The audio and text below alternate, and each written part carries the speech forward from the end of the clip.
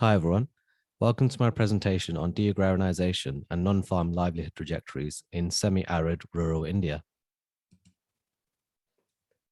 Within agriculture, the normative model that leads to structural transformation is the agricultural modernisation framework, where agricultural technology adoption and intensification was predicted to increase yields, profits, and economic growth. Eventually, the cross-fertilization between agricultural incomes and non-farm investments led to urbanization and industrialization, and created new job opportunities outside of farming, pulling people out of agriculture, like in the global north historically.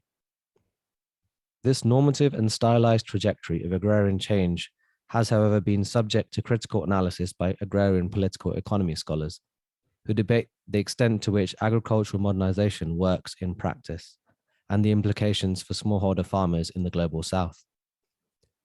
Livelihood transitions from agriculture to non-farm livelihoods are not a function of rising productivity and income from technology adoption, but often as a distress-induced transformation, defined as crisis-driven factors such as falling productivity, increasing costs, and decreasing returns, unemployment and underemployment, and indebtedness. These push factors force the agricultural workforce towards non-farm activities. This process has been termed as deagrarianisation, defined by Hebbink as a process producing social, material, and biophysical conditions that are not conducive to the reproduction of agrarian livelihoods. Agriculture increasingly provides insufficient income and employment opportunities, pushing people to work off farm. Smallholder farmers in the global south often continue to persist with agricultural commercialization without the gains and are not dispossessed into wage labor full time, but are reliant on fragmented farm and non-farm incomes, within which commercial agriculture is but one, what Kay refers to as pluri-activity. Income insecurity from non-farm livelihoods is commonplace in the global south, and so reflects the uneven nature of capitalist integration, where deagrarianisation has thinly spread the number of livelihoods without improving the overall conditions for these new rural realities. India remains a primarily rural country, with 70% of the country's population residing in rural areas across approximately 93 million households. Over the last 30 years, the share of the Indian workforce in agriculture has declined from 61% in 1991 to 43% in 2019. However, Himanshu describes agriculture as a form of disguised unemployment in India, given the unremunerative returns from the livelihood and subsequent increasing reliance on non-farm livelihoods. Without non-farm incomes, Raman and Mishra estimate that 25% of India's smallholder farmers, owning less than 2 hectares of land, would fall under the poverty line. Looking closely at the nature of the non-farm labor market in India, however, reveals that since 1991, 92% of the 61 million jobs created have been informal in nature. Non-farm livelihoods have largely coalesced around 3 to 4 occupational categories in rural India: agricultural labor, construction, transportation, and casual service work. Guarantees such as monthly salaries, pensions, sick pay, and holiday pay are absent, offering only a marginal improvement to agriculture.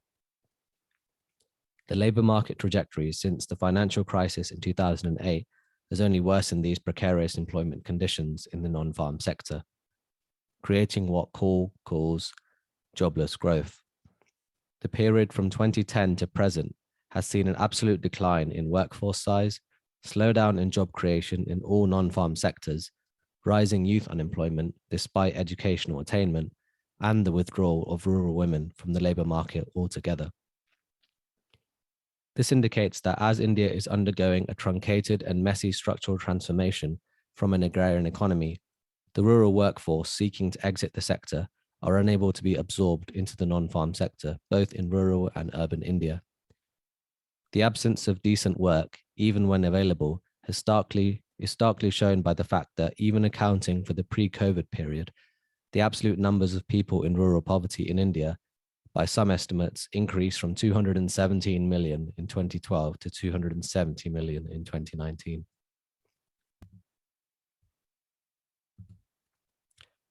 The empirical analysis for this presentation is taken from 8 months of ethnographic fieldwork between 2018 and 2019 in the South Indian state of Telangana. Telangana is a primarily agrarian state by employment, accounting for 55% of the workforce. Smallholder farmers account for 88% of the farming classes in the state. Following economic liberalization in India in 1991, the dryland and subsistence farming state experienced rapid agricultural commercialization of its cropping patterns by advanced agricultural technologies such as genetically modified Bt cotton and groundwater irrigation to increase economic growth and productivity. However, agriculture as a share of GDP in Telangana has declined from 16% in 2011 to 12% in 2020, indicating that agricultural commercialization has not proved remunerative for farmers. The research involved 94 semi-structured interviews and 151 household surveys, largely in the village of Kuchimanchi. Kuchimanchi village is a typical dryland village located in Nalgonda district, South Telangana. It is 15 kilometers away from the nearest town and 110 kilometers from the capital city of Hyderabad. It has a semi-arid and drought-prone climate, and 100% of the farmers grow Bt cotton rain-fed as their cash crop. Per capita income per day is $1.20, and adult literacy rates are 19%. Annual incomes are around $2,100. Farmers largely rely on agriculture, but also agricultural and construction labor in the dry season. Experiencing enduring economic pressures on their subsistence livelihoods from increasing reliance on markets for education, healthcare, food, and fuel, farmers in the village in the late 1990s aspired for Bt cotton, a high market price, rain-fed cash crop. Availing cheap credit to finance their investments, Bt cotton in 2019 was adopted by 85% of households as a cash monocrop. Household surveys in Kuchimanchi revealed that 69% of all categories of households made a loss or broke even with Bt cotton in 2018.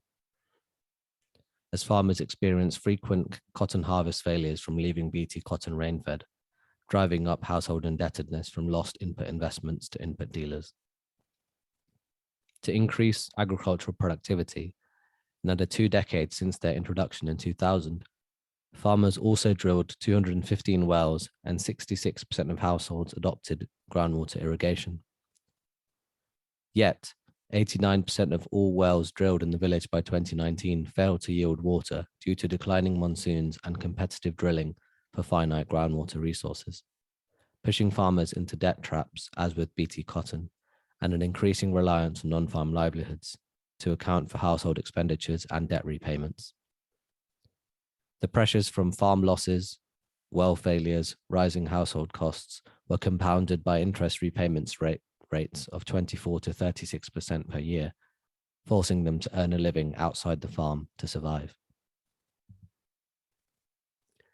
Amidst the fallout from agricultural livelihoods, up to 70% of households in Kuchimanchi relied on non-farm livelihoods for consumption and debt repayment. Despite households self-identifying as farmers, the most important income source came outside of it. Non-farm incomes, therefore, are largely a distress response to the failings in agriculture, representing an adverse economic transition trajectory from agriculture to non-farm livelihoods. However, non-farm transitions have been dominated by low-skilled agricultural labor, Manrega, a rural wage labor guarantee public sector employment scheme, and construction labor. These informal non-farm sources have largely been low-paid, insecure, and irregular, as villagers earned $3 to $7 per day in Kuchimanchi, only marginally higher than the international poverty line of $1.90 per person per day. Non-farm incomes have largely been insufficient in Kuchimanchi and Telangana when compared to rising debts and interest repayments, as well as household expenses. Calculating total household incomes, expenditures, interest repayments for Kuchimanchi, however, reflects much of the struggles from the passage above. Farmers in Cuchimanchi faced average net losses of up to $1,550 for the year 2018, a grave financial situation from a culmination of precarious rural livelihoods. For example, average household debts in Cuchimanchi were around $3,500. Interest repayments on these alone were $840 to $1,260, taking 40 to 60% of total annual household incomes. Servicing just the interest repayments was a difficult task, as farmers often needed to do this to take out new loans to survive. In this presentation, I have demonstrated how smallholder farmers in semi-arid Telangana faced a distress-induced non-farm livelihood reliance from rising indebtedness and climatic extremes from dryland intensification. As agricultural commercialization and market integration was a driver of distress to exit the farm. Investments in BT cotton and groundwater in Cuchimanchi became the biggest source of debt for farmers, as they were also confronted by rising household expenditures to contend with. However, I also showed that the increasing reliance on non-farm livelihoods has not corresponded with better labor opportunities outside agriculture. Jobless growth, that is, economic growth without adequate skilled job creation, has pervaded the post-liberalization era labor market in India, characterized by low-wage, irregular, and precarious non-farm income choices. Net losses of up to $1,550 for the average household in Cuchimanchi is encapsulated for the dual agglomeration of farm and non-farm distress for rural livelihoods, with informal credit renewal being the only short-term option to keep households afloat. Therefore, this presentation contributes to scholarship on trajectories of structural transformation in the global south, being far away from stylized models and historical precedents in the global north, with the reality being of increasing precariousness in agriculture and wage labor in the post-economic liberalization policy era. Thank you for listening.